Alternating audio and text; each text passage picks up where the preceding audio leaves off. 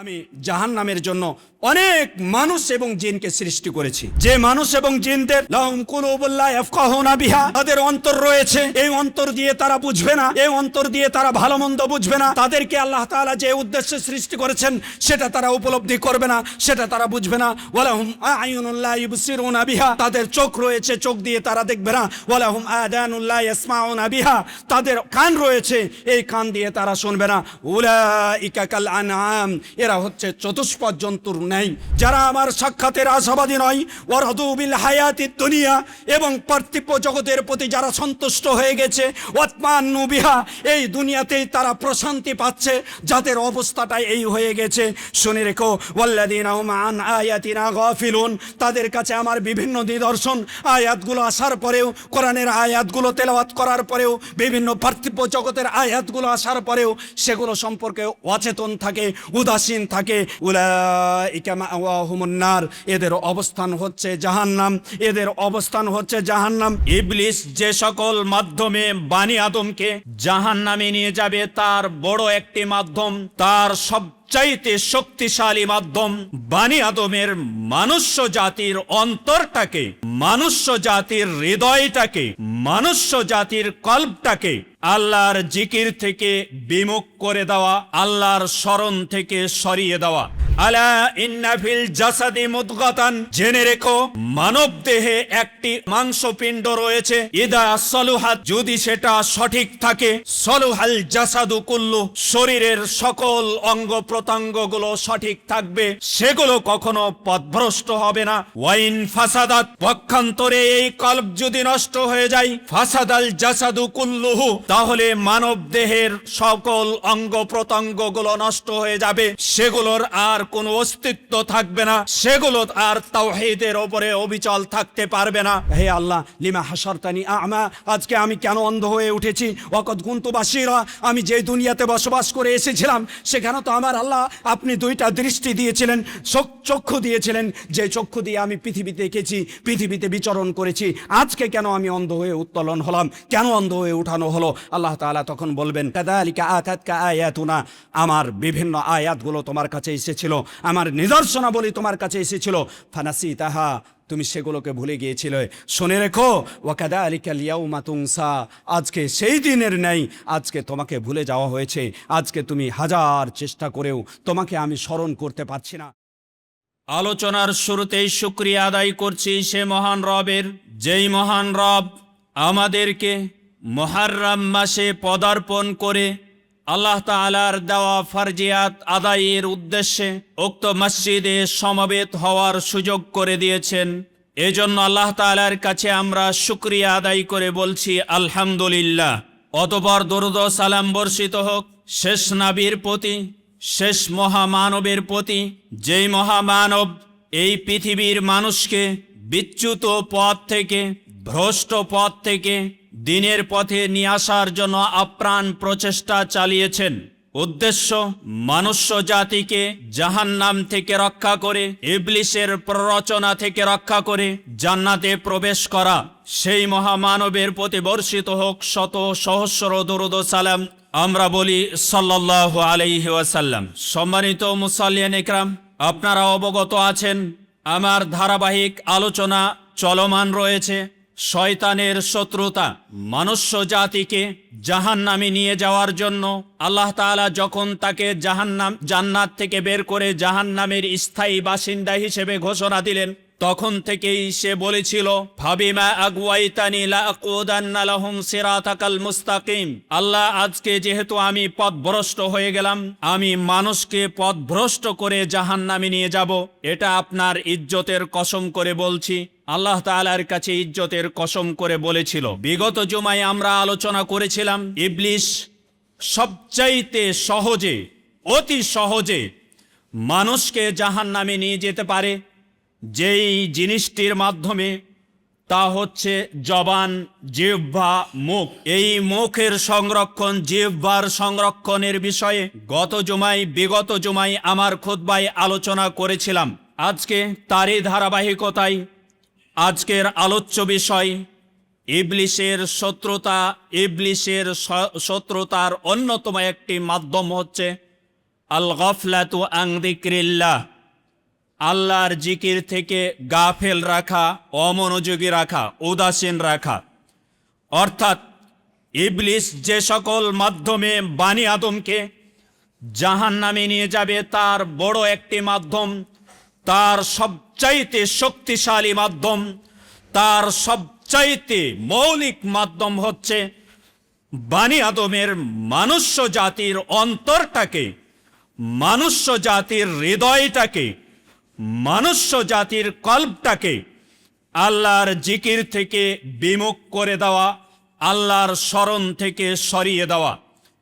কারণ অন্তরের অবস্থান মানুষের শরীরে অঙ্গ প্রত্যঙ্গের মাঝে, অন্তরের অবস্থান হচ্ছে একটা দেশের রাজা অবস্থান যেমন তার প্রজাদের মাঝে, তার সৈন্য সামন্তের মাঝে যেমন রাজার অবস্থান, ঠিক তেমনি মানবদেহের অঙ্গ প্রত্যঙ্গের মাঝে মানবদেহের কল্পের অবস্থান।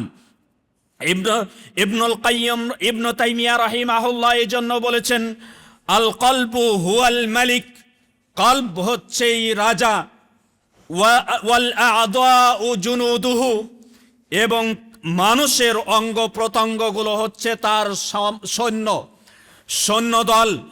মানুষের অন্তরকে স্থির রাখার জন্য, নিরাপদ রাখার জন্য তার অঙ্গ প্রত্যঙ্গগুলো হচ্ছে তার সৈন্য।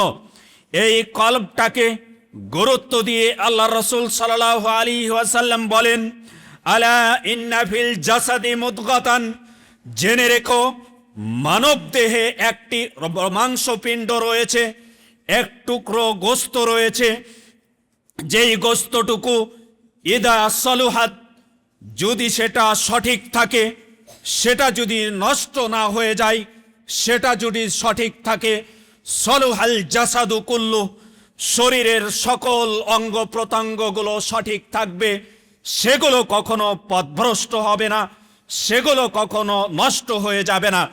ওয়াইন ফাসাদাত, পক্ষান্তরে এই কল্ব যদি নষ্ট হয়ে যায়, ফাসাদাল জাসাদু কুল্লুহু, তাহলে মানব দেহের সকল অঙ্গ প্রত্যঙ্গগুলো নষ্ট হয়ে যাবে, সেগুলোর আর কোনো অস্তিত্ব থাকবে না, সেগুলো আর তাওহীদের ওপরে অবিচল থাকতে পারবে না। আলা ওয়াহিয়াল কলব, রাসূল সাল্লাল্লাহু আলাইহি ওয়াসাল্লাম বললেন, যেই অঙ্গটি, যেই গোস্ত টুকরাটুকু ঠিক থাকলে মানব দেহ ঠিক থাকে, যে গোস্ত টুকরাটুকু নষ্ট হয়ে গেলে মানব দেহ নষ্ট হয়ে যায়, সেটি হচ্ছে কলব। এই কলবের প্রতি এত গুরুত্ব আল্লাহ তাআলা দিয়েছেন, রাসূল সাল্লাল্লাহু আলাইহি ওয়াসাল্লামকে আল্লাহ তাআলা সম্বোধন করে বলেন, ওয়ালা তাকুম মিনাল গাফিলিন, হে রাসূল আপনি গাফেলদের অন্তর্ভুক্ত হবেন না। আল্লাহ তাআলা আরো ইরশাদ করে বলেন, ওয়ালা তুতি মান আগফালনা কলবাহ, পৃথিবীতে যার অন্তরকে আমি গাফেল করেছি তাদের তুমি অনুসরণ করিও না। আন যিকরিনা ওয়াত্তাবা হাওয়া, যারা তার প্রবৃত্তির অনুসরণ করে, মন যা চাই, প্রবৃত্তি যা চাই তাই তারা করে, প্রবৃত্তিকে কন্ট্রোল করতে পারে না, এই ব্যক্তির ওয়া কানা আমরুহু ফুরতা, তার কর্মগুলো হয়ে থাকে সীমালঙ্ঘনমূলক, সীমালঙ্ঘন কর্মকাণ্ড তার দ্বারা সংগঠিত হয়ে থাকে, এদের তুমি অনুসরণ করো না। সম্মানিত উপস্থিতি, এই কল্ব যদি আল্লাহর জিকিরে সর্বদাই নিজেকে স্মরণ রাখতে পারে, কল্ব যদি আল্লাহর জিকিরকে নিজের কাছে ধারণ করতে পারে, তাহলে তার নেতৃত্বে মানব দেহের অঙ্গ প্রত্যঙ্গগুলো, হাত পা চক্ষু কান নাসিকা জিহ্বা সবকিছুই তার অনুসরণ করে সবগুলোই তাওহীদের ওপরে অবিচল থাকবে, আল্লাহ তাআলার দ্বীনের ওপরে অবিচল থাকবে। পক্ষান্তরে এই কলব যদি আল্লাহ তাআলার সওয়াব, আল্লাহ তাআলার ইকাব, আল্লাহ তাআলার ভয়াবহ শাস্তির কথা ভুলে গিয়ে দুনিয়ার প্রতি, পরকালের প্রতি উদাসীন হয়ে দুনিয়ার প্রতি আকৃষ্ট হয়ে যায়, পরকালকে যদি ভুলে যায়, এই অন্তর যদি গাফেল হয়ে যায়, এই অন্তর যদি উদাসীন হয়ে যায়, তখন হাত তার নিয়ন্ত্রণে থাকবে না, হাত পাপ করবে, মুখ পাপ করবে, মাথা পাপ করবে, ব্রেন পাপ করবে, পা পাপ করবে, সকল অঙ্গ প্রত্যঙ্গগুলো পাপে জড়িত হবে। এই অন্তরটাকে আল্লাহ তাআলা গুরুত্ব দিয়েছেন যেমনটি তেমনটি। আল্লাহ রসুল সাল্লাল্লাহু আলাইহি ওয়াসাল্লাম অন্তরের জিকিরটাকে আল্লাহ তাআলাকে স্মরণ করার প্রতি বিশেষ গুরুত্ব আরোপ করেছেন। আল্লাহ রসুল সাল্লাল্লাহু আলাইহি ওয়াসাল্লামের সাহাবী, বিশিষ্ট সাহাবী আবু দারদা রাদিয়াল্লাহু তাআলা আনহু, তিনি বর্ণনা করেন, আল্লাহ রসুল সাল্লাল্লাহু আলাইহি ওয়াসাল্লাম বলেন, আলা উনাব্বিউকুম বিখাইরি আমালিকুম, হে আমার সাহাবীরা, আমি কি তোমাদেরকে তোমাদের আমল সমূহের মাঝে সর্বোৎকৃষ্ট সর্বোচ্চ মানের আমল সম্পর্কে, সবচাইতে প্রিয় খায়ের আমল সম্পর্কে, কল্যাণকর আমল সম্পর্কে সংবাদ দিব না? আলা ওয়া আজকাহা ইনদা রাব মালিকিকুম, যে আমলটি তোমাদের রবের কাছে, তোমাদের আল্লাহ তাআলার কাছে, তোমাদের প্রতিপালকের কাছে সবচাইতে পবিত্র, প্রিয়, পছন্দনীয় হয়ে থাকে, এবং ওয়ারফাউহা ফি দারাজাতিকুম, তোমাদের মর্যাদা যে আমলটির মাধ্যমে আল্লাহ তাআলা সবচাইতে বেশি বৃদ্ধি করেন, এবং খায়রুল লাকুম মিন ইনফাকিদ যাহাবি ওয়াল ওয়ারিক, যে আমলটি করলে, স্বর্ণ দান করলে, চাঁদি দান করলে যে সওয়াব হয়, যে প্রতিদান হয়, তার চাইতে অনেক অনেক গুণে সওয়াব বেশি হয়ে থাকে। যে আমলটি করলে সে আমলটি কি তোমাদেরকে সংবাদ দেব না? শুধু তাই নয়, আল্লাহ রসুল সাল্লাল্লাহু আলাইহি ওয়াসাল্লাম তারপরে বলছেন যে ওয়া খায়রুল লাকুম মিন আন তালকাউ আদুওয়াকুম, যে আমলটি তোমাদের জন্য এত অধিক আল্লাহ তাআলার কাছে প্রিয় হবে, তোমাদের জন্য প্রিয় হবে, যে তোমরা তোমাদের শত্রুদের সাথে সাক্ষাৎ করে ফাতাদরিবু আনাকাহুম, তোমরা তরবারি দিয়ে তাদের গর্দান উড়িয়ে দিবে, ওয়ায়াদরিবু আনাকাকুম, তারা তোমাদের গর্দানকে উড়িয়ে দিবে। অর্থাৎ তোমরা পরস্পরে যুদ্ধের ময়দানে জিহাদ করেও মুজাহিদ হয়ে আল্লাহর রাস্তায়, আল্লাহর জমিনে আল্লাহর দ্বীনকে প্রতিষ্ঠিত করার জন্য নিজেদের জানমাল সবকিছু উৎসর্গ করার চাইতেও যে আমলটি আল্লাহ তাআলার কাছে অধিক প্রিয়, অধিক শ্রেষ্ঠ, সে আমলটি কি তোমাদেরকে আমি অবগত করব না?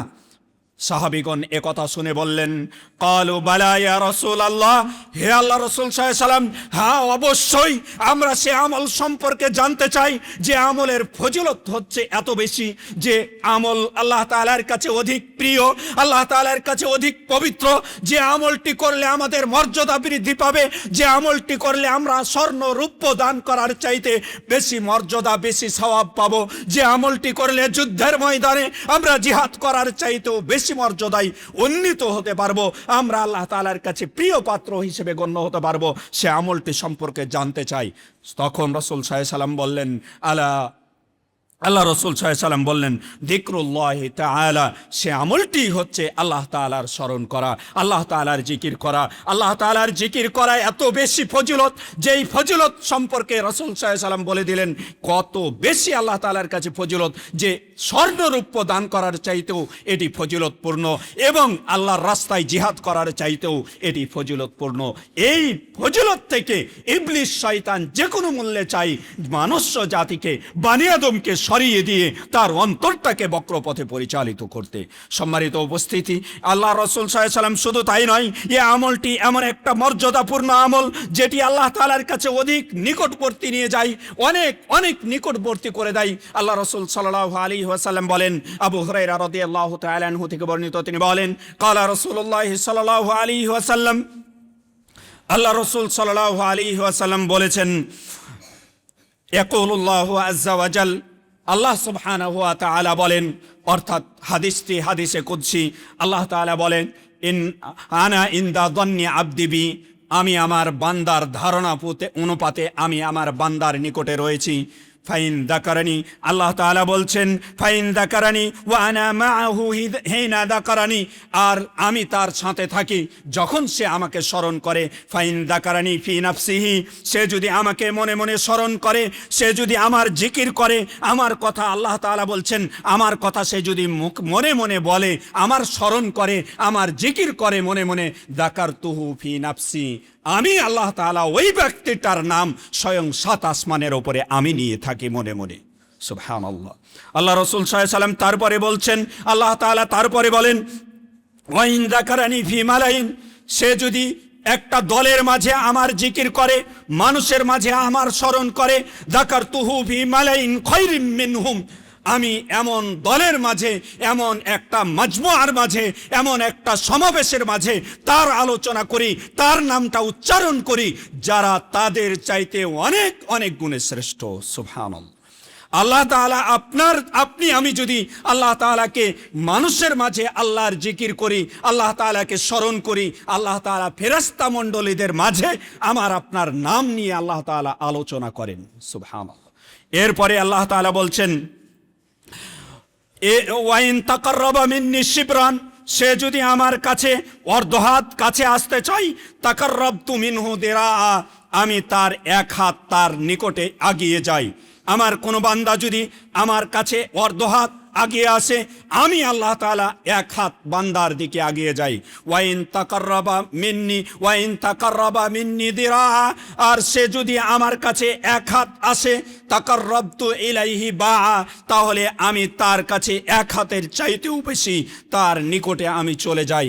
এরপরে আল্লাহ তাআলা রাসূল সাল্লাল্লাহু আলাইহি ওয়াসাল্লাম বলেন, আল্লাহ তাআলা বলেন, ওয়াইন আতানি ইয়ামশি, আর সে যদি আমার কাছে পায়ে হেঁটে আসে, পায়ে হেঁটে হেঁটে আমার নিকটে আসতে চাই, আমি আল্লাহ তাআলা তার কাছে আতাইতুহু হারওয়ালা, আমি তার কাছে দৌড় দিয়ে তার কাছে যাই। সুবহানাল্লাহ।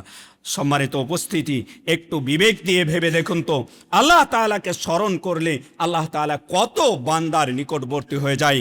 আল্লাহ তাআলাকে স্মরণ করার উদাহরণ আপনি যদি দেখতে যান, একটু স্মরণ করুন ওই সময়ের কথা, যখন মারিয়াম আলাইহিস সালামের জন্মের পূর্বে হান্না বিনতে ফাকুদ, ইমরানের স্ত্রী হান্না বিনতে ফাকুদ, যখন একটি পাখিকে দেখলেন, তার বাচ্চাকে তার মুখের ঠোঁট দিয়ে তার বাচ্চাকে খাবার খাওয়াচ্ছে, তখন তার মনে আগ্রহ জন্মে গেল যে আমারও যদি একটা আল্লাহ তাআলা সন্তান দিতেন, আল্লাহ তাআলা আমাকে যদি একটি সন্তান দিতেন, আমি তাকে ঠিক এভাবেই লালন পালন প্রতিপালন করতাম। তাই আল্লাহ তাআলাকে সে স্মরণ করলো। আল্লাহ তাআলাকে যখনই স্মরণ করলো, আল্লাহ তাআলা তাকে একটি সন্তান দান করলেন। যেই সন্তানটি পৃথিবীতে আসলো মারিয়াম আলাইহিস সালাম, আল্লাহ তাআলা তাকে এই সন্তানটি দান করলেন মারিয়াম আলাইহিস সালামকে।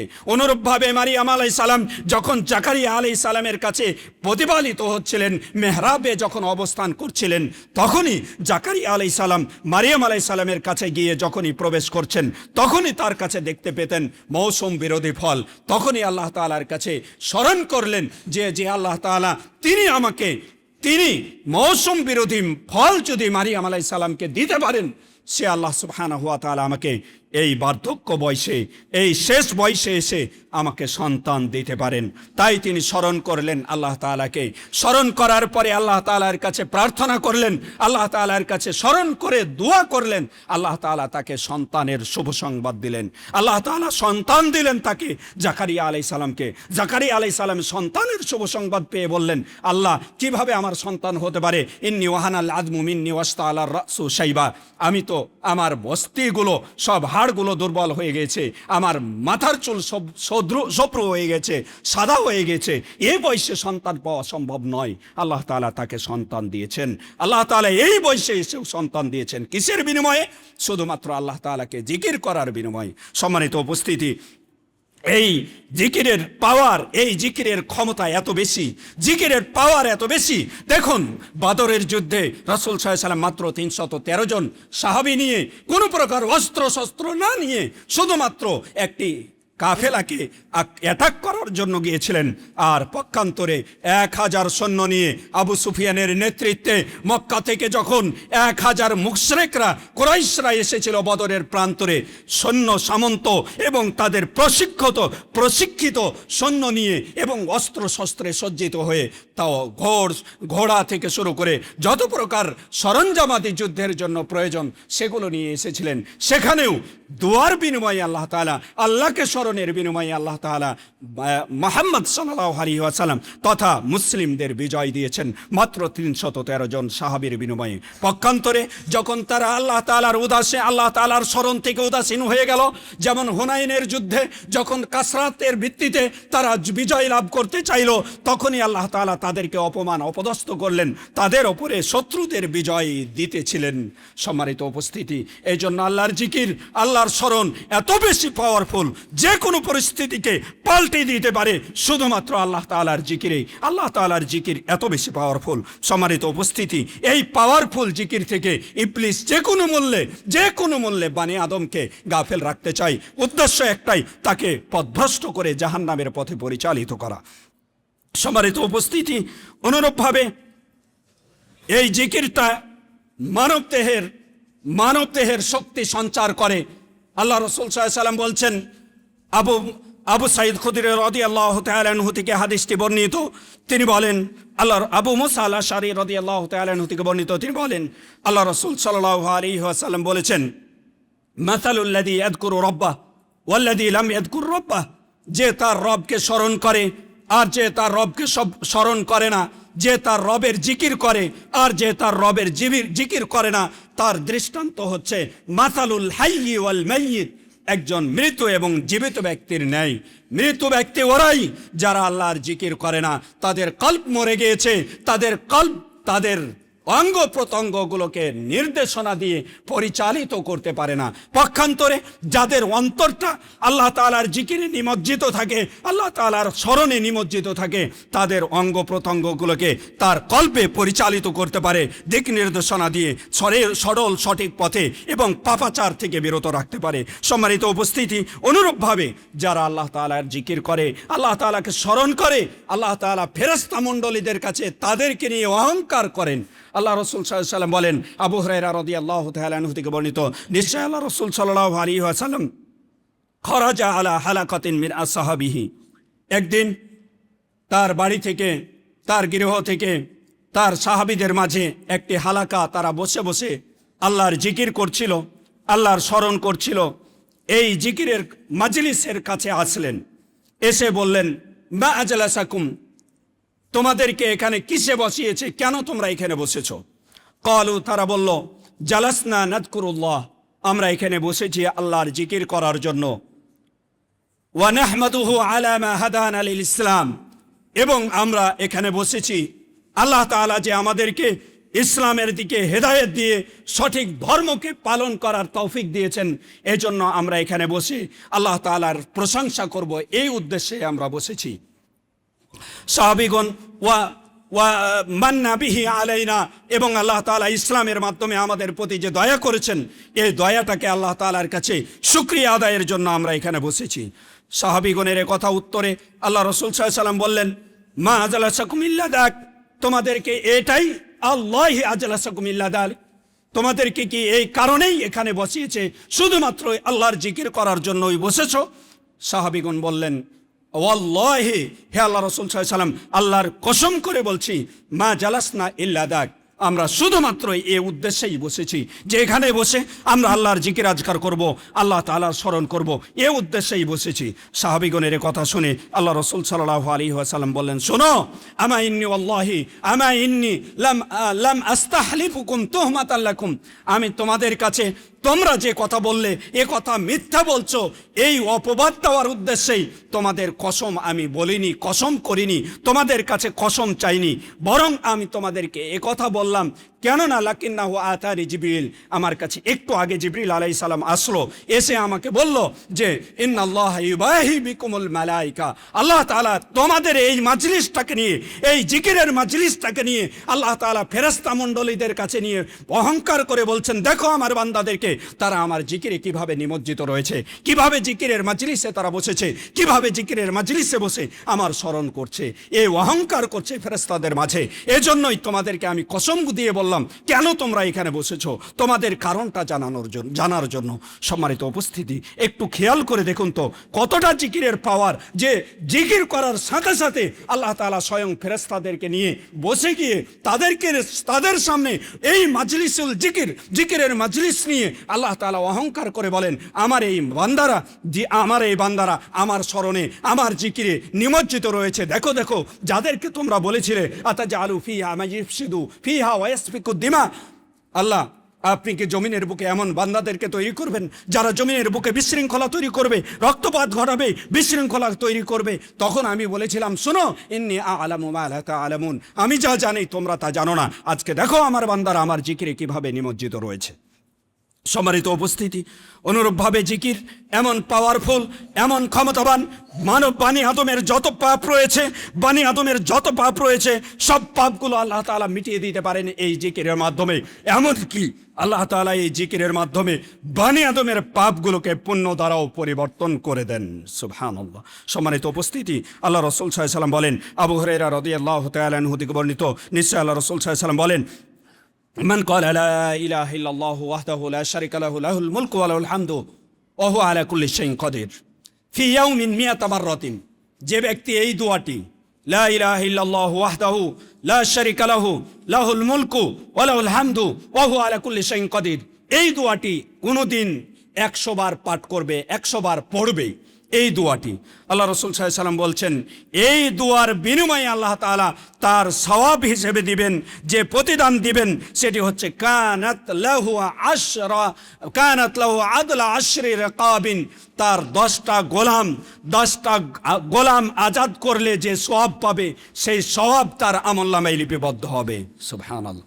শুধু তাই নয়, ওয়া কুতিবাত লাহু মিয়াতু হাসানাতিন, তার 100টা সওয়াব লিপিবদ্ধ হবে। ও মুহিয়াত আনহু মিয়াতু সাইয়্যাতিন, তার 100টা গুনাহ মিটিয়ে দেওয়া হবে এবং তার জন্য প্রতিদান হবে ওয়া কানাত লাহু হিরজাম মিনাশ শাইতানি মিন ইয়াউমিহি যালিক, তার জন্য ওই দিনটা সন্ধ্যা পর্যন্ত শয়তান তাকে পথভ্রষ্ট করতে পারবে না। সুবহানাল্লাহ। এবং আল্লাহ রাসূল সাল্লাল্লাহু আলাইহি ওয়াসাল্লাম বলছেন, তারপরে ওয়ালাম ইয়াতি আহাদুন আফদালা মিম্মা জাআ বিহি, সে যে সওয়াব নিয়ে এসেছে, সে যে প্রতিদান, সে যে আমল করেছে, এই সমপরিমাণ এত মর্যাদাপূর্ণ আমল আর পৃথিবীতে তার মতো দ্বিতীয় জন কেউ নেই, তার মতো শ্রেষ্ঠ আর আমলের দিক থেকে কেউ নেই। তবে যে ব্যক্তি তার মতো করেছে বা তার চাইতে বেশি এই দোয়া পাঠ করেছে, তার জন্য সেটি হবে। সম্মানিত উপস্থিতি, জিকিরের পাওয়ার দেখেন, জিকিরের কারণে বানি আদমের গোলামদেরকে আজাদ করে যে ফজিলত পাওয়া যায়, সেই ফজিলত পাওয়া যায় এই সামান্য একটি ছোট্ট বাক্য উচ্চারণ করে, যে বাক্যটির মর্যাদা আল্লাহ তাআলার কাছে শব্দে উচ্চারণে ছোট হলেও মর্যাদার দিক থেকে অনেক অনেক গুণে মর্যাদাপূর্ণ, বড়। এমনকি আল্লাহ রাসূল সাল্লাল্লাহু আলাইহি ওয়াসাল্লাম অন্য আরেকটি রিওয়ায়াত এই হাদিসের শেষ লগ্নে বলছেন, ওমান ক্বালা সুবহানাল্লাহি ওয়া বিহামদিহি মিয়াতা মাররাতিন, যে ব্যক্তি সুবহানাল্লাহি ওয়া বিহামদিহি এই দোয়াটি 100 বার দিনে রাত্রে তেলাওয়াত করবে, সকালে 100 বার পাঠ করবে, রাত্রে 100 বার পাঠ করবে, সন্ধ্যায় 100 বার পাঠ করবে, আল্লাহ রাসূল সাল্লাল্লাহু আলাইহি ওয়াসাল্লাম বলছেন, তার হুত্তাত খাতায়াহু, তার যত পাপ রয়েছে আল্লাহ তাআলা সকল পাপগুলো ক্ষমা করে দিবেন। সুবহানাল্লাহ। ওয়া ইন কানাত মিসলা জাবাদিল বাহর, যদিও সমুদ্রের ফানার সমপরিমাণ হয়, তারপরও সকল পাপগুলো আল্লাহ তাআলা ক্ষমা করে দিবেন। এই প্রতিদান, এছাড়াও অসংখ্য প্রতিদান রয়েছে। আল্লাহ তাআলার জিকিরে যদি আমরা অন্তরকে স্মরণ রাখি, সর্বদাই যদি আমরা মনে রাখি যে আল্লাহ তাআলা আমাকে দেখছেন, আল্লাহ তাআলা প্রত্যেকটি কর্ম আমার লিপিবদ্ধ করার জন্য আমার ডানে বামে ফেরেশতারা রয়েছে, আমার প্রত্যেকটা কথা, আমার প্রত্যেকটা কাজ আল্লাহ তাআলা লিপিবদ্ধ করছেন, এই মনে করে যদি আমরা পৃথিবীতে জীবনযাপন করতে পারি, তাহলেই আমাদেরকে আল্লাহ তাআলা এই প্রতিদানে নিমজ্জিত করবেন। সম্মানিত উপস্থিতি, পক্ষান্তরে এই জিকির থেকে যারা সরে যাবে, যারা ইবলিসের প্ররোচনায় পড়ে জিকির থেকে নিজের অন্তরকে গাফেল করে রাখবে, তাদের ব্যাপারে ভয়ঙ্কর এক পরিণতি হবে। সেটি হচ্ছে যে তারা নিজেদের কল্যাণ অকল্যাণের জন্য নিজেদের কল্যাণকে নির্ধারণ করতে পারবে, অকল্যাণ থেকে বিরত থাকতে পারবে না। এবং তাদের অবস্থাটা হবে, তাদের জন্য সকল কল্যাণের দরজাগুলো বন্ধ হয়ে যাবে এবং অকল্যাণের দরজাগুলো খুলে যাবে। আল্লাহ তাআলা কোরআনুল কারীমের মধ্যে বলছেন, আউযু বিল্লাহি মিনাশ শাইতানির রাজিম, ওয়া লাকাদ যারানা লিজাহান্নামা কাসীরাম মিনাল জিন্নি ওয়াল ইনস। আমি জাহান্নামের জন্য অনেক মানুষ এবং জিনকে সৃষ্টি করেছি।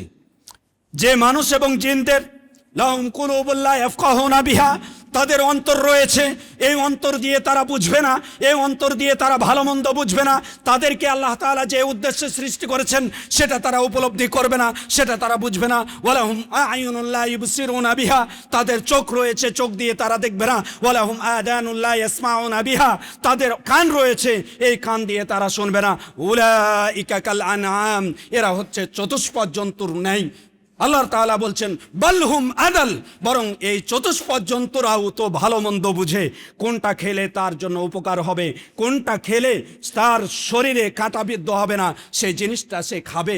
যেটা কাঁটাবিদ্ধ হবে সেটাতে সে যাবে না, যে জায়গায় তার ক্ষতি হবে সে জায়গায় যাবে না। এই চতুষ্পদ জন্তুরা রাখাল তাকে যেভাবে নির্দেশনা দেয় সেই নির্দেশনা অনুপাতে চলে, কিন্তু এদের রব যে নির্দেশনা দেয় সে নির্দেশনা অনুপাতে তারা চলে না। এরা চতুষ্পদ জন্তুর চাইতে, কুকুর শিয়াল এর চাইতেও তারা নিকৃষ্ট। এদের কথা আল্লাহ তাআলা বলছেন বালহুম আদাল, বরং এর চাইতেও তারা নিকৃষ্ট। যারা অন্তরকে গাফেল রাখে, যারা অন্তরকে আল্লাহর জিকিরে নিজেদেরকে নিমজ্জিত রাখে না, তারা হচ্ছে তাদের চাইতেও নিকৃষ্ট। শুধু তাই নয়, এদের ব্যাপারে এই আল্লাহ তাআলার জিকির থেকে অমনোযোগী ব্যক্তিরা তাদের ইন্দ্রিয়, তাদের অনুভূতি হারিয়ে ফেলে। তারা ভালো মন্দ যাচাই বাছাই করতে পারে না, তাদের ইন্দ্রিয় কোনো কাজ করে না। আল্লাহ তাআলা কোরআনুল কারীমের মধ্যে বলছেন, যেমনটি ফেরাউন এবং মুসা আলাইহিস সালাম, যখন মুসা আলাইহিস সালাম ফেরাউনের কাছে দাওয়াত দিল, তারা এতটাই অন্ধকার এবং ভ্রষ্টতায় নিমজ্জিত ছিল, আল্লাহর জিকির থেকে গাফেল হয়ে গিয়েছিল, যার কারণে আল্লাহ তাআলা তাকে ডুবিয়ে মারলেন। আল্লাহ তাআলা বলছেন ফান্তাকামনা মিনহুম, আমি ফেরাউন এবং ফেরাউনের অনুসারীদের থেকে প্রতিশোধ নিলাম, দিয়ে আমি ফাগরাকনাহুম ফিল ইয়াম, তাদেরকে সমুদ্রে ডুবিয়ে মারলাম। বিআন্নাহুম কাযাবু বিআয়াতিনা, অপরাধ ছিল যে তারা আমার আয়াতগুলোর প্রতি মিথ্যা প্রতিপন্ন করেছে। ওয়া কানু আনহা গাফিলিন, এবং আয়াতগুলো সম্পর্কে তারা ছিল উদাসীন, তারা ছিল অমনোযোগী। এই অমনোযোগী থাকার কারণে আমি তাদেরকে ডুবিয়ে সমুদ্রে মারলাম। সম্মানিত উপস্থিতি, শুধু তাই নয়, এই গাফলাতটা জাহান্নামে মানুষদেরকে নিয়ে যায়। আল্লাহ তাআলা বলছেন ইন্নাল্লাযীনা লা ইয়ারজুনা লিকানা, যারা আমার সাক্ষাতের আশাবাদী নয়, ইন্নাল্লাযীনা লা ইয়ারজুনা লিকানা, যারা আমার সাক্ষাতের আশাবাদী নয়, ওয়ারাদু বিল হায়াতিদ দুনিয়া, এবং পার্থিব জগতের প্রতি যারা সন্তুষ্ট হয়ে গেছে, ওয়াতমান্নু বিহা, এই দুনিয়াতেই তারা প্রশান্তি পাচ্ছে, যাদের অবস্থাটা এই হয়ে গেছে, শুনে রেখো ওয়াল্লাযীনা হুম আন আয়াতিনা গাফিলুন, তাদের কাছে আমার বিভিন্ন নিদর্শন আয়াতগুলো আসার পরেও, কোরআনের আয়াতগুলো তেলাওয়াত করার পরেও, বিভিন্ন পার্থিব জগতের আয়াতগুলো আসার পরেও সেগুলো সম্পর্কে অচেতন থাকে, উদাসীন থাকে। এই ব্যক্তিদের অবস্থান শোনো, উলাইকা মাওয়াহুমুন নার, এদের অবস্থান হচ্ছে জাহান্নাম, এদের অবস্থান হচ্ছে জাহান্নাম। বিমা কানু ইয়াকসিবুন, তাদের উপার্জনের প্রতিদান স্বরূপ, এরা যে উপার্জন করেছে, এরা যে কামাই করেছে, এই কামাইয়ের প্রতিদান স্বরূপ তাদের প্রতিদান হচ্ছে জাহান্নাম। সম্মানিত উপস্থিতি, এই ইবলিস জাহান্নামে নিয়ে যাওয়ার যে মাধ্যমগুলো গ্রহণ করে থাকে, বানি আদমের অন্তরকে আল্লাহ তাআলার ব্যাপারে আল্লাহর জিকির থেকে উদাসীন করার মাধ্যমে। আর আল্লাহর জিকির থেকে যখন বানি আদমের অন্তরগুলো উদাসীন হয়ে যাবে, তখনই আল্লাহ তাআলা ওই ব্যক্তির জন্য নির্দিষ্ট একটা শয়তান নির্ধারণ করে দেন, যে শয়তানটা সর্বদাই তাকে খারাপ কাজগুলোকে ভালো বলে উপস্থাপন করবে, তার কাছে সুশোভিত করে উপস্থাপন করবে, সৌন্দর্যমণ্ডিত করে উপস্থাপন করবে। আর এই সৌন্দর্যমণ্ডিত কাজগুলোকে, এই খারাপ কাজগুলোকে সে ভালো মনে করে সর্বদাই এই ভালো কাজগুলো করতে থাকবে, এবং খারাপ কাজগুলো থেকে সে বিরত থাকতে পারবে না। পক্ষান্তরে যে ভালো কাজগুলো রয়েছে, সে ভালো কাজগুলোকে সে খারাপ মনে করবে, ভালো কাজগুলোর প্রতি সে উদাসীন হয়ে যাবে, এবং ভালো কাজগুলো তার কাছে মাকরুহাত হিসেবে ইবলিস তার কাছে উপস্থাপন করবে। আল্লাহ তাআলা কোরআনুল কারীমের মধ্যে বলছেন ওয়া ইয়াশু আন যিকরির রহমান, যে ব্যক্তি রহমানের জিকির থেকে, আল্লাহর জিকির থেকে উদাসীন হবে, আল্লাহর জিকির থেকে বিমুখ হবে, নুকাইয়িদ লাহু কারিনান, আমি তার জন্য একটা কারিন, একটা সঙ্গী, নুকাইয়িদ লাহু শাইতানান, তার জন্য একটা শয়তান নিযুক্ত করে দিব, ফাহুয়া লাহু কারিন, সে শয়তানটা সে তার সাথে সর্বদাই থাকবে, সে তার থেকে কখনো আলাদা হবে না, কখনো বিচ্ছিন্ন হবে না, কখনো তার থেকে দূরে সরে যাবে না, সর্বদাই তাকে ভালো কাজগুলো খারাপ বলে তার কাছে উপস্থাপন করবে, আর খারাপ কাজগুলো তার কাছে ভালো করে উপস্থাপন করে, সৌন্দর্যমণ্ডিত করে উপস্থাপন করে তাকে ওই খারাপ কাজের দিকে আকৃষ্ট করবে। সম্মানিত উপস্থিতি, এভাবে তাকে তার পার্থিব জগৎটা তখন হয়ে যাবে, পাপে যখন জড়িয়ে যাবে তখন তার পার্থিব জগৎটা সংকীর্ণ জীবনযাপন হয়ে যাবে। আল্লাহ তাআলা কোরআনুল কারীমের মধ্যে বলছেন যে ওমান আ'রাদা আন যিকরি, যারা আমার জিকির থেকে মুখ ফিরিয়ে নেবে, ফাইন্না লাহু মাঈশাতান দঙ্কা, ফাইন্না লাহু মাঈশাতান দঙ্কা, তার জন্য সংকীর্ণ জীবনযাপন হবে, এবং ওয়ানাহশুরুহু ইয়াউমাল কিয়ামাতি আ'মা, ওকে কিয়ামতের দিন অন্ধ করে উঠাবো। আল্লাহ তাআলাকে তখন সে বলবে, হে আল্লাহ, লিমা হাশারতানি আ'মা, আজকে আমি কেন অন্ধ হয়ে উঠেছি, ওয়াকাদ কুনতু বাসীরা, আমি যে দুনিয়াতে বসবাস করে এসেছিলাম সেখানে তো আমার আল্লাহ আপনি দুইটা দৃষ্টি দিয়েছিলেন, চক্ষু দিয়েছিলেন, যে চক্ষু দিয়ে আমি পৃথিবীতে দেখেছি, পৃথিবীতে বিচরণ করেছি, আজকে কেন আমি অন্ধ হয়ে উত্তোলন হলাম, কেন অন্ধ হয়ে উঠানো হলো? আল্লাহ তাআলা তখন বলবেন, এভাবেই তোমার কাছে আমার কাযালিকা আতাতকা আয়াতুনা, আমার বিভিন্ন আয়াতগুলো তোমার কাছে এসেছিল, আমার নিদর্শনাবলী তোমার কাছে এসেছিল, ফানাসিতাহা, তুমি সেগুলোকে ভুলে গিয়েছিলে। শুনে রেখো, ওয়াকাযালিকাল ইয়াউমা তুনসা, আজকে সেই দিনের নেই, আজকে তোমাকে ভুলে যাওয়া হয়েছে, আজকে তুমি হাজার চেষ্টা করেও তোমাকে আমি স্মরণ করতে পারছি না, তোমাকে আমি স্মরণ করব না, কারণ তুমি আমাকে পৃথিবীতে স্মরণ করনি, আমার আয়াতগুলোকে স্মরণ করনি, এই জন্য আজকে তোমাকে আমি অন্ধ করেই রাখবো। সম্মানিত উপস্থিতি, এভাবেই শাস্তি পার্থিব জগতে আল্লাহর জিকির থেকে বিমুখ হলে যেমন শাস্তি স্বরূপ তার সংকীর্ণ জীবনযাপন হবে, পরকালেও তার জন্য তাকে অন্ধ করে আল্লাহ তাআলা উত্তোলন করবে। সম্মানিত উপস্থিতি, এবং মানুষের অন্তর যখন এই আল্লাহর জিকির থেকে নিমজ্জিত হয়ে যাবে তখন তার প্রকৃত কল্যাণকর কাজগুলো সে ভুলে যাবে, সে প্রকৃত কল্যাণকর কাজগুলো করতে পারবে না। মানুষ যখন আল্লাহর জিকির থেকে বিমুখ হয়ে যাবে, আল্লাহর জিকির থেকে দূরে সরে যাবে, আল্লাহর জিকির থেকে বিমুখ হয়ে যাবে, আল্লাহর জিকির তার অন্তরে থাকবে না, তখন মানুষ তার কল্যাণকর কাজগুলো সে নিজের জন্য নিযুক্ত করতে পারবে না। সে মনে করবে এগুলোই খারাপ কাজ, এগুলোই যেন একটা বিরক্তিকর কাজ, এগুলো যেন আমার ওপর বোঝা চাপিয়ে রয়েছে।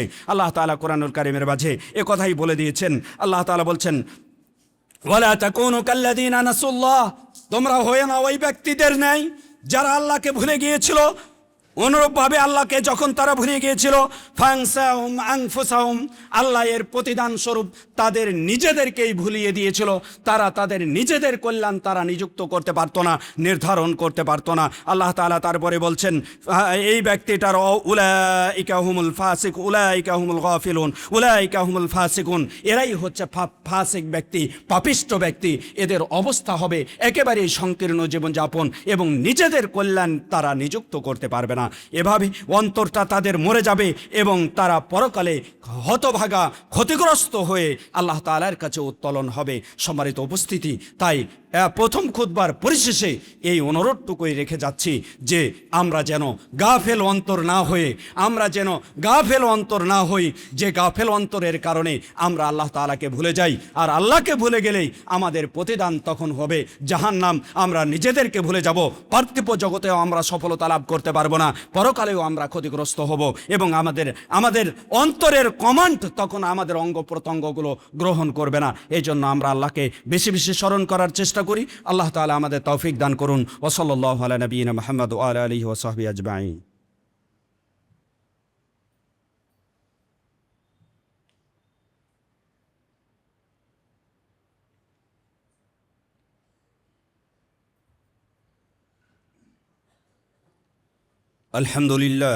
আলহামদুলিল্লাহ নাহমাদুহু ওয়া নাস্তাঈনুহু ওয়া নাস্তাগফিরুহ ওয়া নু'মিনু বিহি ওয়া নাতাওয়াক্কালু আলাইহি ওয়া নাউযু বিল্লাহি মিন শুরুরি আনফুসিনা ওয়া মিন সাইয়্যাতি আ'মালিনা মান ইয়াহদিহিল্লাহু ফালা মুদিল্লা লাহু ওয়া মান ইউদ্লিল ফালা হাদিয়া লাহু ওয়া আশহাদু আল লা ইলাহা ইল্লাল্লাহু ওয়াহদাহু লা শারীকা লাহু ওয়া আশহাদু আন্না মুহাম্মাদান আবদুহু ওয়া রাসূলুহু।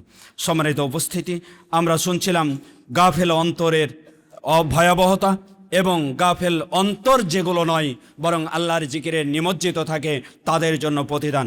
কি মাধ্যমগুলো ব্যবহার করে ইবলিস মানুষকে গাফেল অন্তরের অধিকারী বানায় তার গাফেল অন্তরের মাধ্যম, গাফেল অন্তর বানানোর মাধ্যমগুলো সম্পর্কে সংক্ষিপ্ত কয়েকটি পয়েন্ট বলেই আজকের খুতবা সমাপ্তি করছি।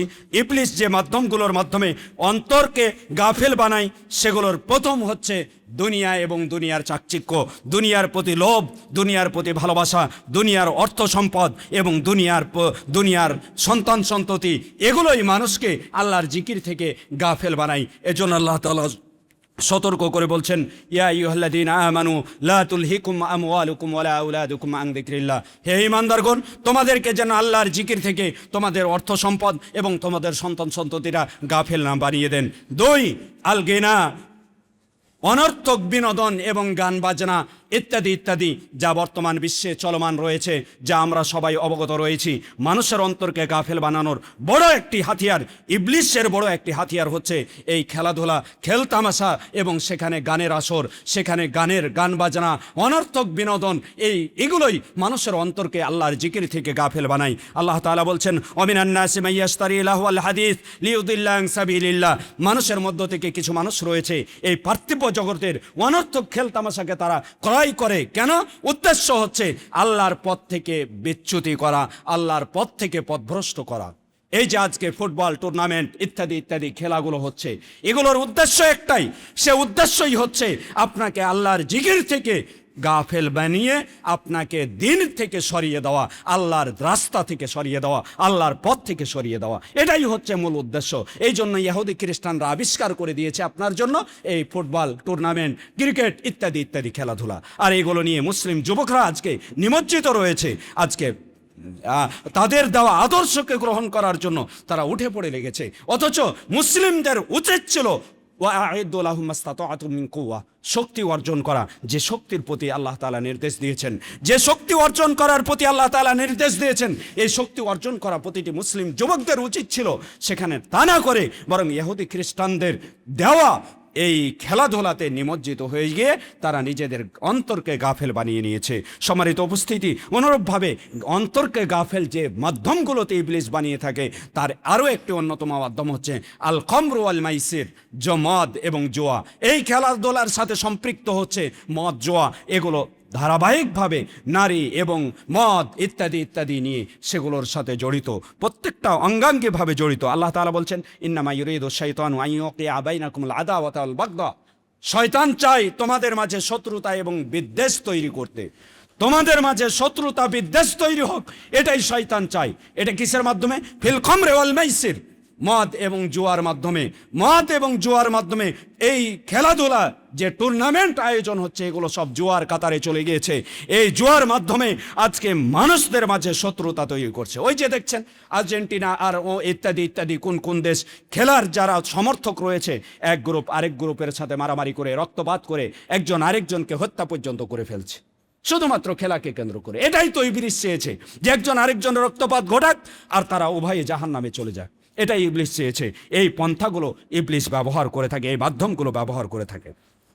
অনুরূপভাবে আল খতায়া ওয়াদ দুনুব, পাপের মাধ্যমে ইবলিস মানুষের অন্তরকে গাফেল করতে চায়। আল্লাহ তাআলা বলছেন, ওয়াইদা তুতলা আলাইহিম আয়াতুনা, যখন তাদের কাছে আমার আয়াতগুলো তেলাওয়াত করা হয় তখন ক্বালা আসাতিরুল আউয়ালিন, সে তখন বলে এটা তো পূর্ববর্তীদের কিসসা কাহিনী। যখন কোরআনের ঘটনাগুলি, ইতিহাসগুলো তুলে ধরা হয় এবং তাদেরকে স্মরণ করতে বলা হয়, তখন তারা বলে এটা তো পূর্ববর্তীদের কিসসা কাহিনী। আল্লাহ তাআলা বলছেন, কাল্লা, কখনোই নয়, বাল রানা আলা কুলুবিহিম মা কানু ইয়াকসিবুন, তাদের অর্জিত উপার্জিত ফসলের কারণে তাদের অন্তর মরিচা ধরে গেছে, জং ধরে গেছে, এই জন্য তারা আয়াতগুলোকে গ্রহণ করবে না। সম্মানিত উপস্থিতি, অনুরূপভাবে ইবলিস আল্লাহর জিকির থেকে যে মাধ্যমগুলো ব্যবহার করে কি করে, উদাসীন করে, আল্লাহর জিকির থেকে দূরে সরিয়ে রাখে, সেগুলোর আরও একটি হচ্ছে ইত্তেবাউল হাওয়া, প্রবৃত্তির অনুসরণ করে। ইত্তেবাউল হাওয়া, অনুরূপভাবে আল জালিসুস সু, খারাপ সঙ্গর মাধ্যমে মানুষকে আল্লাহ তাআলার জিকির থেকে উদাসীন করে দেয়। সম্মানিত উপস্থিতি, এছাড়াও কাসরাত যিহক, বেশি হাসি তামাশা, ঠাট্টা বিদ্রুপ, এগুলোর মাধ্যমে মানুষের অন্তরকে আল্লাহর জিকির থেকে দূরে সরিয়ে দেয়। আল্লাহ রাসূল সাল্লাল্লাহু আলাইহি ওয়াসাল্লাম বলছেন, লা তুকসিরু যিহক, তোমরা বেশি হাসি ঠাট্টা করিও না, কেননা ফাইন্না কাসরাত যিহক তুমিতুল কলব, বেশি হাসি ঠাট্টা করা অন্তরকে মৃত্যু করে দিয়ে দেয়, অন্তরকে মেরে ফেলে, অন্তরকে মৃত্যু ঘটায়, অন্তর মরে যায়। আর অন্তর যখন মরে যাবে তখন আপনার অঙ্গ প্রত্যঙ্গগুলো সঠিক পথের দীক্ষা পাবে না। এজন্য আসুন পরিশেষে আমরা অনুরোধ করি, আজকে সকল যুবক ভাইদের অনুরোধ করি, বিশেষ করে তলাবুল ইলম যারা রয়েছে, আমরা ইলমুশ শারঈ যারা রয়েছে, তলাবুল ইলমি শারঈ, শরীয়তের জ্ঞান অন্বেষী যারা রয়েছে, যারা দিনকে ভালোবাসি, দিনের মাঝে অটুট থাকতে চাই, তাদের প্রতি অনুরোধ রাখতে চাই যে আমরা আল্লাহ তাআলার জিকির থেকে যেন আমরা অন্তরকে কোনো সময় উদাসীন না করে দিই। আমরা যদি অন্তরকে উদাসীন করি, আমাদের অঙ্গ প্রত্যঙ্গগুলো তখন উদাসীন হয়ে পাপাচারে লিপ্ত হবে, আমরা সকল পাপগুলো আমরা করব। এই জন্য আল্লাহ তাআলার জিকিরে বেশি বেশি নিজেদেরকে নিমজ্জিত রাখি এবং আল্লাহ তাআলাকে স্মরণ করি, আল্লাহ তাআলাকে সর্বাবস্থায় স্মরণ করি। আল্লাহ তাআলা যেমনটি বলেছেন, রাসূল সাল্লাল্লাহু আলাইহি ওয়াসাল্লাম যেমনটি বলেছেন, লা ইয়াজালু লিসানুকা রুতাবাম বিযিকরিল্লাহ, তোমার জিহ্বাটা যেন সর্বদাই আল্লাহর জিকিরে সিক্ত থাকে, মানে এক সেকেন্ডও যেন তোমার জিহ্বা আল্লাহর জিকির থেকে মশগুলহীন, ব্যস্ত না হয়ে অন্য কাজে ব্যস্ত না হয়ে যায়, এই নির্দেশ দিয়েছে। এই জন্য আমরা বেশি বেশি আমরা জিকিরকে, আল্লাহ তাআলার জিকিরে নিজেদের জিহ্বাকে, নিজেদের কলবকে, নিজেদের অন্তরকে ব্যস্ত রাখার চেষ্টা করি। আল্লাহ তাআলা আমাদের সকলকে সে তৌফিক দান করুন। আল্লাহুম্মা আমিন।